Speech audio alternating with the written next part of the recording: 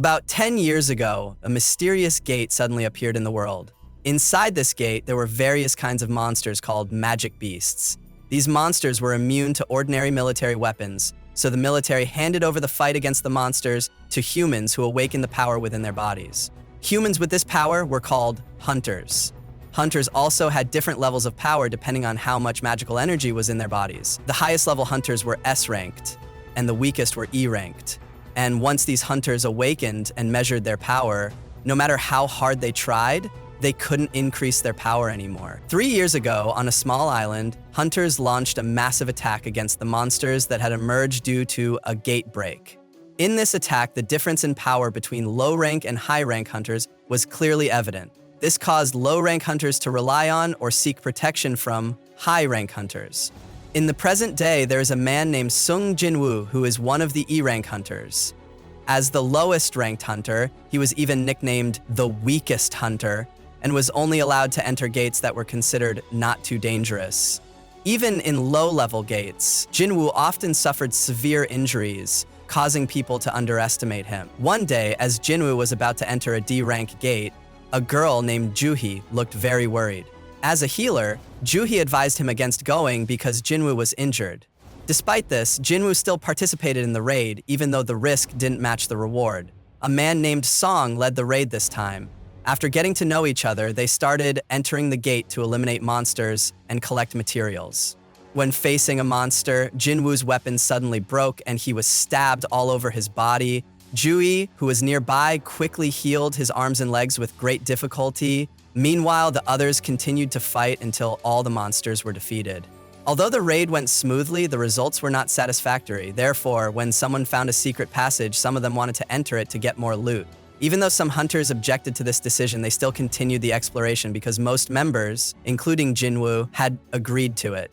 Elsewhere, a guild was recruiting. They were busy offering various contracts to promising hunters. At the same time, a theft occurred somewhere. Then, a beautiful S-rank hunter immediately stopped it in an elegantly. Back in the gate, Juhee was very angry with Jin-woo for agreeing to explore deeper into the gate. But since Jin-woo apologized and seemed remorseful, Juhee said she would forgive him if he treated her to a meal. Shortly after, they arrived at the boss's room. When they entered, they found nothing but some armed statues. But when they examined the ancient writings in the room, the entrance suddenly closed by itself. When one of the hunters tried to open the door, the guardian monster killed him with one slash. Seeing this, they panicked and became hysterical. After experiencing many terrifying experiences, Jin-woo realized what was happening. Therefore, when the statue was about to attack, he quickly warned the others to duck, so most of them were safe because the monster stopped attacking.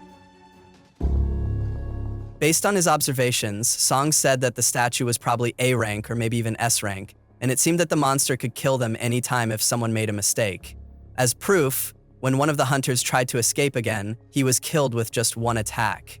The ancient writings that Song had read earlier contained 3 commands. They were ordered to respect it, praise it, and offer sacrifices.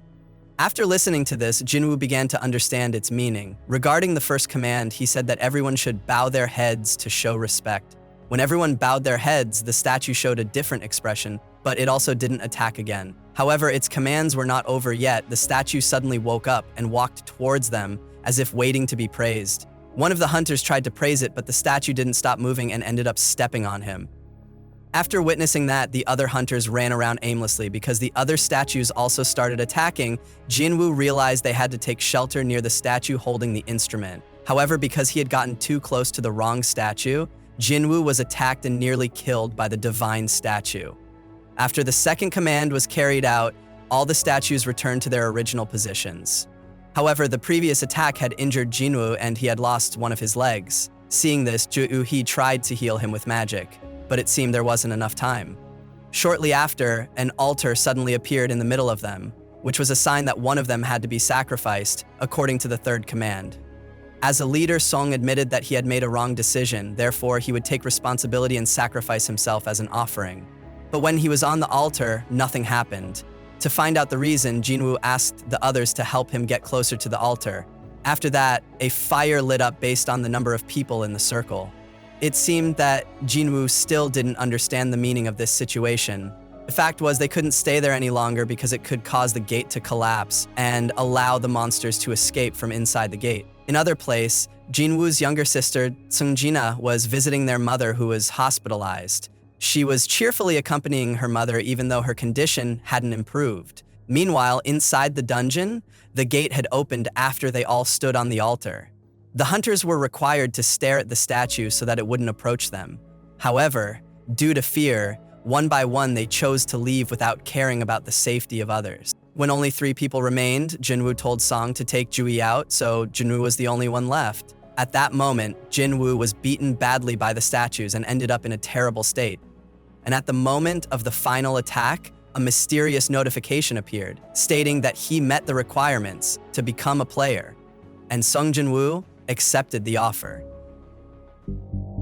After the terrifying incident, Jin-woo suddenly woke up in a room. Strangely, all the wounds on his body had completely healed. For a moment, he thought it was all just a dream. Then a supervisor from the Hunters Union came to see him to explain the situation. It turned out that Jin-woo was found by the rescue team. They said that Jin-woo had been unconscious for 3 days. Only 6 people survived that gate, and for some reason, when other guilds came to investigate, they only found Jin-woo lying there with no trace of the statue that attacked him. Because of the strange occurrences, Jin-woo was suspected of undergoing a second awakening. To confirm this, a worker from the Hunters Union used a device that could read the amount of mana, but it turned out that the assumption was wrong. Jin-woo was still an E-rank hunter, and his powers score was not much different from ordinary people. A while later, his younger sister Jina came to visit him. Upon arriving, Jina asked him to pay more attention to his safety, as she was very worried about him.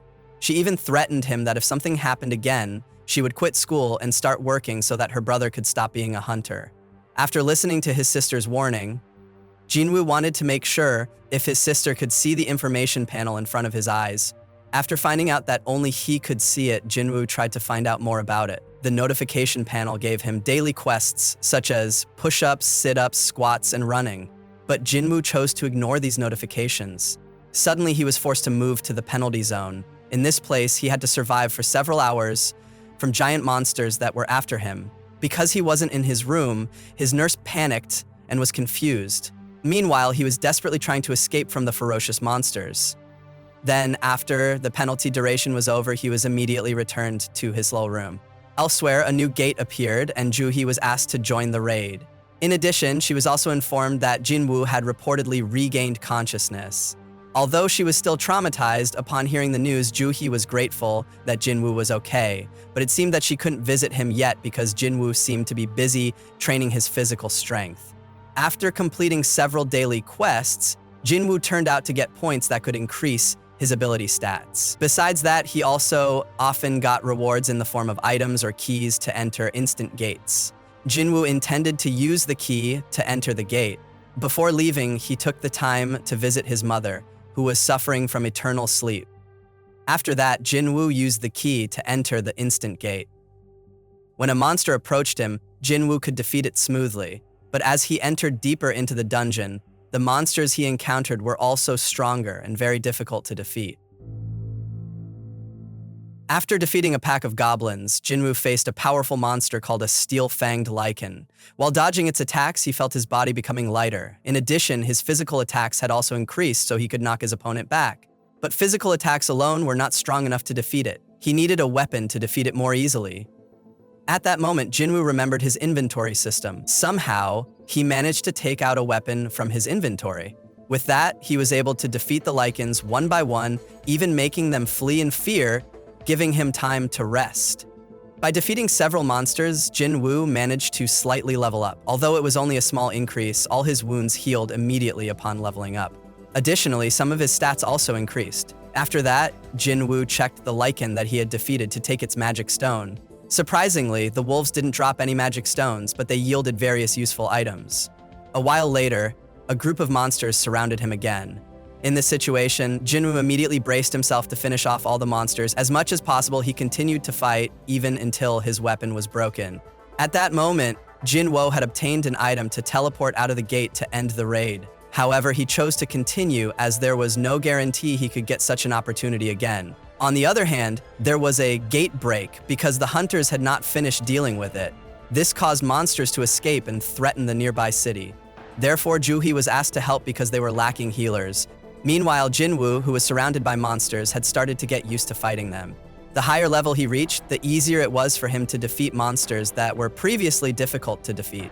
Soon after, Jin-woo found himself in the deepest part, where a giant snake monster suddenly appeared and attacked him brutally. Besides being huge, the monster also had hard scales that made his weapons useless. Jin-woo thought he was a little stronger, but when facing the monster, he was completely powerless. However, compared to the statue back then, this monster was nothing because his power status had increased. By squeezing it with all his might, Jin-woo was able to defeat it. By defeating the monster, he was able to obtain various items and very good weapons. After clearing that gate, Jin-woo went out and headed towards the gatebreak incident. At that time, most of the escaped monsters had been defeated. The only remaining one was the boss monster, as the hunters were unable to penetrate its defenses. Seeing this, Jin-woo tried to help them by throwing his weapon. Surprisingly, the powerful monster could be defeated with just one of Jin-woo's attacks. All the hunters were confused about who had launched that attack. While recovering in the hospital, Jin-woo consistently trained physically to avoid penalties from his daily quests. This training drastically changed his physical appearance, attracting the attention of many nurses. Some of them even approached him asking for his phone number. Yeon-hoo Baek, one of the 7 S-rank hunters in the country, was interviewed by reporters. When asked about his daily routine, he said that he trained every day to keep his intuition sharp. After watching the news, Jina decided to go to school and say goodbye to her brother, Jin-woo, and she was quite surprised by her brother's physical changes, such as his muscles and height.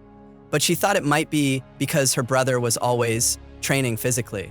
Shortly after, Jin-woo received a bill for his overdue rent. Since he could easily defeat goblins, he thought he could gather money faster to pay it. However, it seemed difficult to find a suitable job considering that he still held an E-rank status.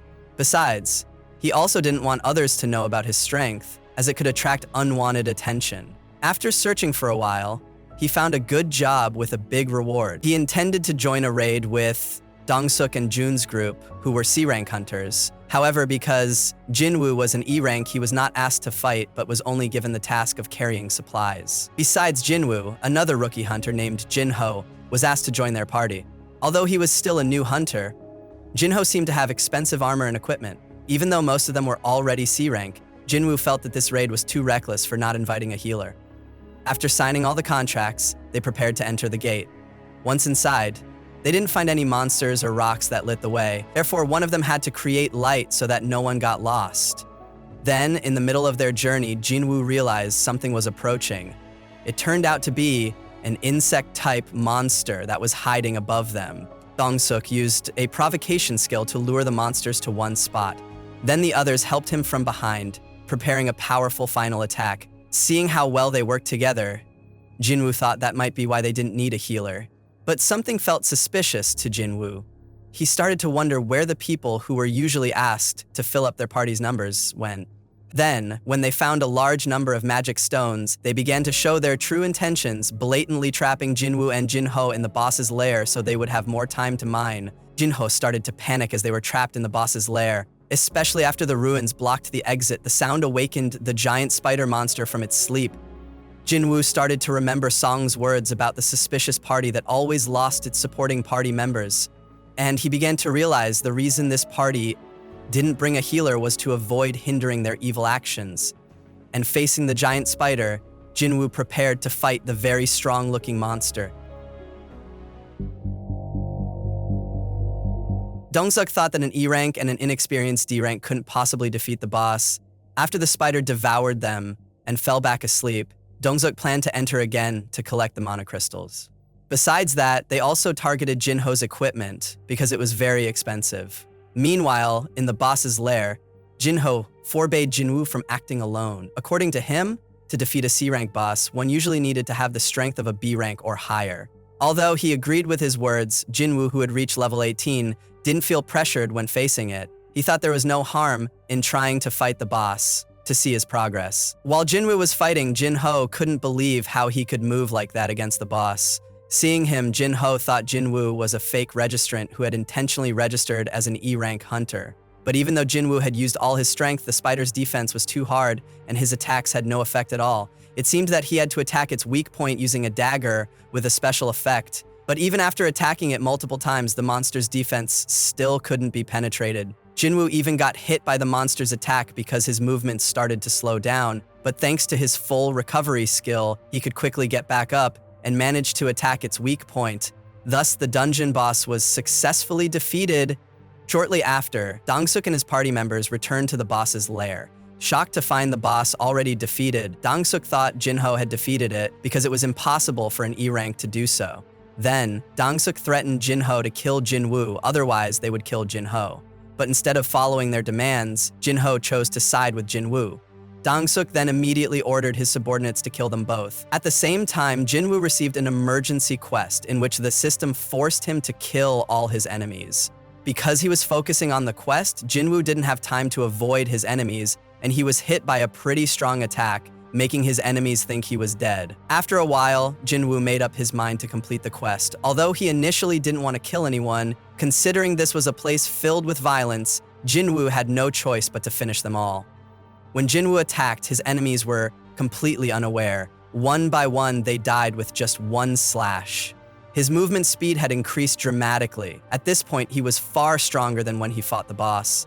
Although his members had been slaughtered, Dong-suk felt superior to him, but after Jin-woo knocked him down, he immediately became afraid and begged for forgiveness.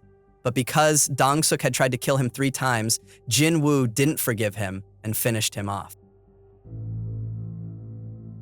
A few days later, Manager Woo was informed about the case of the hunter who died in the previous raid. Initially, he thought it was a normal case, but after finding out that the surviving victim had exited after defeating the boss, they admitted that it was a bit odd. Especially since one of the survivors was Jin-woo, the hunter who had survived the previous double dungeon incident. Having earned enough money, Jin-woo set aside some money to buy his sister food. This made his sister wonder because, besides getting many rewards, her brother also returned home without any injuries. However, because the experience was not suitable to be talked about, Jin-woo let his sister think that he was helped by a strong hunter. One time, when Jin-woo drank alcohol, the drink didn't make him drunk at all. Upon checking, it turned out to be an effect of the immunity skill he got from the double dungeon. Sometime later, Jin-ho called him to meet.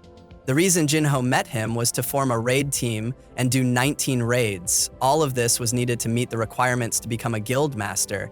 As the son of a construction company owner, Jin-ho dared to offer a reward of 300 billion won. It was a huge amount, but because Jin-woo could continue to grow stronger, the reward seemed insignificant. Therefore, Jin-woo decided to refuse. When Dong-suk's younger brother heard the news that his brother was killed, he immediately realized that someone had killed his brother. Therefore, he planned to take revenge on the 2 people who managed to survive the dungeon.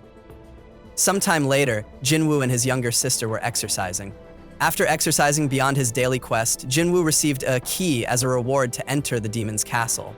According to the explanation, there was a powerful item there that could cure various diseases. Jin-woo realized that the monsters there were equivalent to S-rank monsters, therefore he felt uncertain about his current abilities. But to find a cure for his mother, he immediately used the key and entered the demon's castle. Upon entering the dungeon, Jin-woo immediately faced a monster called a Cerberus. When fighting it, every attack he launched only caused scratches. Moreover, the longer he fought it, the more ferocious the monster became. Every time the monster attacked, Jin-woo's health points decreased drastically, even to the lowest point. Despite this, Jin-woo continued to fight as hard as he could. He used various items he had to survive its rampage. Then, when the monster lunged at him, Jin-woo slashed it repeatedly until the monster was finally defeated. After defeating the monster, he got another key to the main castle, but now he chose to retreat because he had reached his limit. After defeating the monster in the instant dungeon, Jin-woo obtained a recipe to create an item that could cure various diseases. To create it, he had to find 3 other items that seemed to be in the demon castle. Because he didn't feel his abilities were sufficient to enter, Jin-woo had to level up again to become stronger. Therefore, he decided to change his mind and accept Jin-ho's previous offer. He would join 19 C-rank raids, but with the condition that only the 2 of them would do it. As for the rest of the party's quota, they would hire mercenaries, as Dong-suk had done. At the same time, Cha-haen was doing physical training, and then Jin-ho, older brother, tried to recruit her to join him as the guild leader. Apparently, Jin-ho father really wanted to establish a hunter's guild because he saw it as a way to make a huge profit. Jin-ho was now taking steps to realize his father's goal, but unlike his brother, he didn't want to recruit hunters from other guilds. Meanwhile, Jin-woo was thinking of a way to get an item equivalent to the Demon Castle key. However, he hadn't had the chance to get it because he wasn't getting any secret quests anymore. Shortly after, Jin-woo received an invitation to participate in a D-rank gate raid. Besides Jin-woo, Joo-hee also received the same invitation. Although she hadn't fully recovered from her trauma, she accepted the invitation and wanted to try a little more. Cha Hae-in, who had previously been offered to join Jin-ho's brother guild, seemed uninterested and immediately reported this to her guild's master. Before she arrived, the guild master had spoken with Director Bake. Therefore, Cha Hae-in wanted to know what they had talked about. It turned out that they had discussed Jeju Island, which had long been occupied by monsters because the hunters had failed to overcome them. For now, they couldn't do anything, but unlike other guilds that only wanted to make a profit, guild leader Choi wanted to eventually conquer the island. Meanwhile, Jin-woo was preparing to enter the dungeon. Because he had been rarely injured lately, his sister assumed that her brother had become stronger due to his training. However, she was also a little worried because Jin-woo left without taking any belongings. Besides, Jin-woo, Song, and some of their old party members also joined this raid. Song and Joo-hee didn't expect to meet him here again. Moreover, they were surprised to see how much Jin-woo had changed in just a few months. Shortly after, the other members arrived at the gate. They were a group of convicts who came to reduce their prison sentences. To ensure their safety, they were supervised by a B-rank hunter named Kang Tae-shik. Although the prisoners were supervised by a B-rank hunter, of course, the other party members were somewhat apprehensive about this raid, especially Joo-hee, who initially had trauma from the previous incident. But because she was with Jin-woo this time, Joo-hee was confident in carrying out this gate raid. Before entering the gate, Song apologized for leaving Jin-woo behind in the previous double gate incident. Song did this so that there would be no awkwardness between them when carrying out the raid. After Jin-woo accepted the apology, they began to enter the gate and carry out the raid. Upon entering the dungeon, the convicts fought brutally. It was so brutal that Song couldn't tell who was a monster. Moreover, he felt that Jin-woo was becoming stronger. However, Jin-woo still showed humility, even though he hadn't shown his full potential. Then, when they reached a fork in the road, they decided to split up. Because his senses were becoming more sensitive, Jin-woo could tell that the boss was on the left path. Therefore, he chose to enter that path so that he could level up again. In the middle path, after defeating the monster, Kim said he would apologize to Jin-woo. Although it was for his family, he felt guilty for leaving him alone during the previous raid. Kang Tae-shik and the prisoners were on the right path. On this occasion, Kang tried to make sure if they had regretted their mistakes. Because the prisoners did not regret killing humans, Kang decided to eliminate them. Moreover, he had also been asked by the victims' parents to kill those prisoners. The path that Kim took turned out to be connected to the path used by the prisoners, and because they saw Kang attacking the prisoners, Kang decided to attack everyone who saw him to silence them. On the left path, Jin-woo, Song, and Joo-hee suddenly heard screams from the other path, and they decided to go to the source of the screams. When Jin-woo arrived, Kang had already slaughtered everyone. Joo-hee tried to heal Kim, but it seemed too late as Kim had lost too much blood. Shortly after, Kang attacked Joo-hee, but Jin-woo quickly protected her with an extremely fast reflex. Thinking that Jin-woo couldn't defeat him, Sung decided to fight him because he felt he had a chance to win if he was helped by Joo-hee's buff. However, reality was not as easy as he thought. Even though Joo-hee had helped him with a buff to increase his strength, Sung was overwhelmed because he couldn't match his opponent's speed. At the critical moment, Jin-woo decided to intervene and fight Kang. When fighting Kang, Jin-woo was truly able to keep up with his opponent, who was a B-rank assassin. Kang Tae-shik had the ability to completely erase his presence. But it turned out that this ability was useless, because Jin-woo could predict the direction of his attacks. Moreover, because Kang attacked with murderous intent, the system considered him a threat and forced Jin-woo to eliminate him. This allowed Jin-woo to ignore his feelings so he could fight him calmly. Finally, Jin-woo activated a skill called Murderous Intent and defeated Kang with one stab. After defeating him, Jin-woo went to eliminate the dungeon boss and then reported the matter to the guild supervisor. Realizing that Jin-woo had a reason to hide his strength, Song gave a statement that he was the one who had defeated Kang and also the boss with Joo-hee's help. That night, Jin-woo walked together with Joo-hee. They had once promised to have dinner together. However, it seemed they couldn't do it because Joo-hee would stop being a hunter and return to her hometown. Even so, if Jin-woo was near her house, she asked him to visit her. Sometime earlier, Jin-woo was warned to always be vigilant after the incident of Dong-suk's death. No matter what happened inside the dungeon, Dong-suk's younger brother, one of the S-rank hunters, might be targeting him. The next day, Jin-ho had prepared paid hunters. They consisted of people from drunks to high schoolers. Jin-woo treated the high school student like a child. Because he didn't accept it, the student insisted that he was also a hunter. Even so, Jin-woo didn't really mind it because only the two of them would enter the gate, while the others were told to wait outside but would still be paid. Because Jin-woo and Jin-ho's ranks were both low, their team members didn't believe they could do it. But after 1 hour passed, they were all shocked, because even though it was just the two of them, the dungeon could be conquered. After that, they immediately entered another gate. Once inside, Jin-woo slaughtered all the monsters, while Jin-ho focused on mining. Every day, Jin-woo completed 3 dungeons at once, causing his skills and strength to increase even more. Manager Sang-min of the White Tiger Guild received a report from his subordinate about a C-rank gate purchased by Jin-ho. Because his raid team looked haphazard, Sang-min assumed they were just fooling around. But upon seeing Sung Jin-woo's name on the list, he immediately suspected that Jin-woo had undergone a second awakening. Then, while checking the raid team, Sang-min saw a group of hunters lazing around. Thus, he could conclude that Jin-woo entered alone without a raid team. After clearing the dungeon, Jin-woo suddenly remembered that he had business tomorrow. Therefore, he wanted to take a day off and postpone the next gate raid. At sunset, Sang-min began to meet with Jin-woo to recruit him. While explaining that the White Tiger was a top-ranked guild, Sang-min assumed that Jin-woo would be interested in joining. In addition, they also dared to offer double the payment than Jin-ho. Before deciding, Jin-woo asked how much the White Tiger's headquarters cost, and that was how much they would have to pay if they wanted to recruit him. Because Sang-min couldn't decide on his own, Jin-woo immediately ended the conversation. Moreover, because Sang-min already knew about him, Jin-woo instead did something to silence him. He also tricked him into buying access to a reserved gate at a very high price. Thus, Sang-min not only failed to recruit him, but was even fooled by him. When his level met the requirements, Jin-woo received a class change quest. Unlike other quests, this time he was free to choose when to do it. If his guess was correct, this was a quest where he could get a suitable skill. However, it seemed that the difficulty level would be higher than the previous quests. Upon entering the gate, Jin-woo realized he hadn't done the daily quest yet. Since he had already entered the gate, he intended to do the daily quest later. While inside, he couldn't use potions or other healing systems. The first enemy he encountered was an armor-type monster, and ordinary slashes were not effective against it. But to defeat it, he only needed to destroy its hard armor.